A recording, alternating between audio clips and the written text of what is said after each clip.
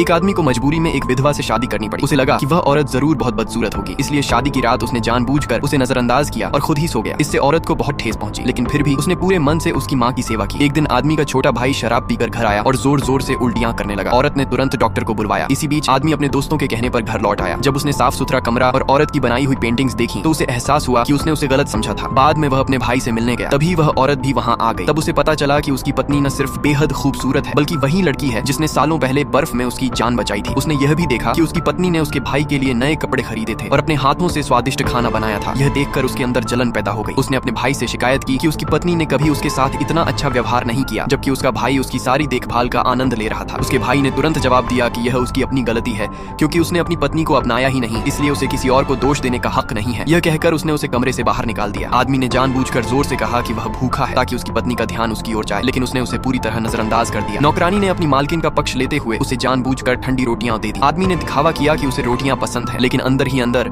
वह अपनी पत्नी से सुलह करने का तरीका सोच रहा था। एक दिन एक खलनायक ने एक दलाल को रिश्वत देकर एक नकली कंगन बनवाया ताकि आदमी को लगे कि उसकी पत्नी का किसी और से संबंध है, लेकिन आदमी तुरंत उसकी चाल समझ गया। उसने अपनी पत्नी के साथ मिलकर एक जाल बिछाया। मंदिर के मेले वाले दिन पत्नी घर पर अकेली रही ताकि खलनायक से मिल सके। खलनायक को लगा कि उसकी योजना सफल हो गई है, तो उसने खुद ही स्वीकार कर लिया कि उसने नकली कंगन बनवाया था और औरत का फायदा उठाना चाहता था। लेकिन आदमी पर्दे के पीछे छिपा हुआ था। वह तुरंत बाहर आया और खलनायक को रंगे हाथों पकड़ लिया। इस तरह उसने अपनी पत्नी की इज्जत बचाई। इस घटना के बाद पति पत्नी के रिश्ते में आखिरकार एक नया